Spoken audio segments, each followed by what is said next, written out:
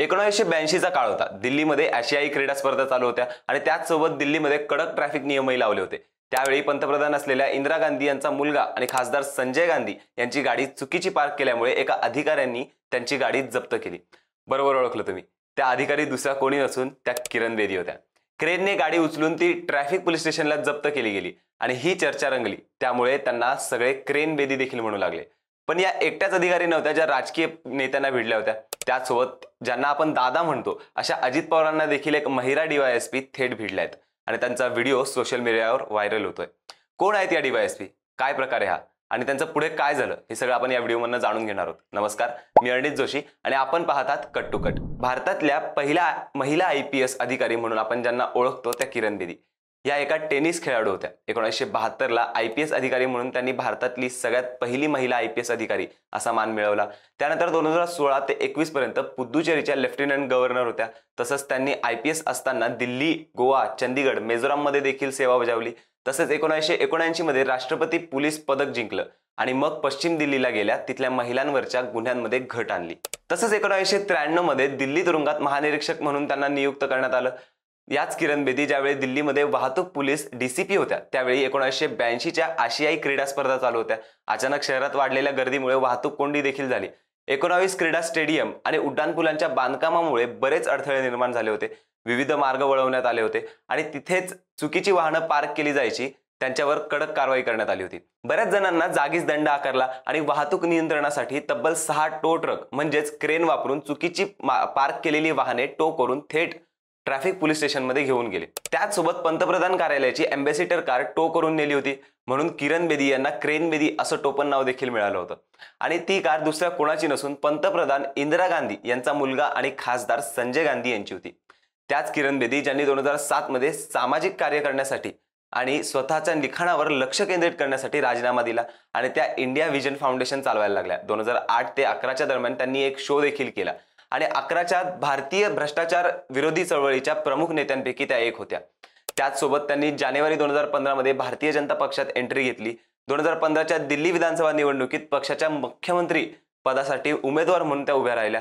पण एकेकाळी अधिकाऱ्यांना भिडणाऱ्या किरण बेदी यांना अपयश पाहावं लागलं। आणि आता असाच एक प्रकार आपण दादा ज्यांना म्हणतो त्या अजित पवारांसोबत देखील झालाय। करमाळ्याच्या डीवायएसपी अंजना कृष्णा यांनी एका ठिकाणी धाड टाकली आणि त्यावेळी तिथल्या कार्यकर्त्यांनी त्यांचं बोलणं अजित पवारांशी करून दिलं आणि अजित पवारांना थेट व्हिडिओ कॉल करायला लावणाऱ्या या डीवायएसपीचा व्हिडिओ सोशल मीडियावर व्हायरल झाला। कोण आहेत या डीवायएसपी माहिती आहे का तुम्हाला? अंजना कृष्णा, ज्या सध्या सोलापूर मधल्या करमाळ्या पोलीस उपाधीक्षक म्हणजे डीवायएसपी पदावर कार्यरत आहेत। त्यांची तुलना सध्या हुशार आणि प्रामाणिक आयपीएस अधिकाऱ्यांशी केली जाते। त्यांनी 2022-23 मध्ये यूपीएससी मध्ये ऑल इंडिया रँक 355 मिळवला आणि त्यांची पहिली पोस्टिंग केरळ मधल्या त्रिवेंद्रम मध्ये झाली। तिथे त्यांना डॅशिंग आयपीएस अधिकारी म्हणून देखील ओळखलं जात आहे। त्यांचा जन्म 12 डिसेंबर 1997 ला केरळ मधल्या तिरुवनंतपुरम मध्ये झाला। एकदम सामान्य कुटुंबामधल्या अंजनांचे वडील कपड्याचा छोटा व्यवसाय करतात आणि त्यांची आई या कोर्टामध्ये टायपिस्ट म्हणून नोकरीवर आहेत। आणि या अंजना कृष्णा चर्चेत आल्या त्या उपमुख्यमंत्री अजितदादा पवार यांना व्हिडिओ कॉल करायला लावल्यामुळे। झालं असं की करमाळ्याजवळच्याच एका रस्त्यावर काम चालू होतं आणि तिथे काहीतरी गैरवर्तन होत असल्याची माहिती करमाळा पोलीस स्टेशनला देण्यात आली। त्यामुळे अंजना कृष्णा तिथे उपस्थित होत्या म्हणून त्या घटनास्थळी गेल्या।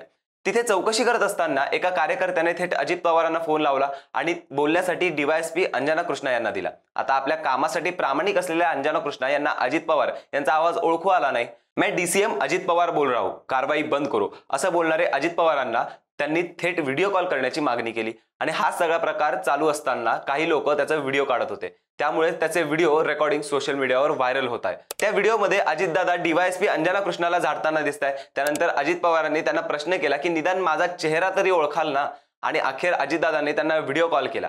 त्यावेळी अंजना कृष्णा ते जमिनीवर बसून त्यांच्याशी बोलताना दिसतायत।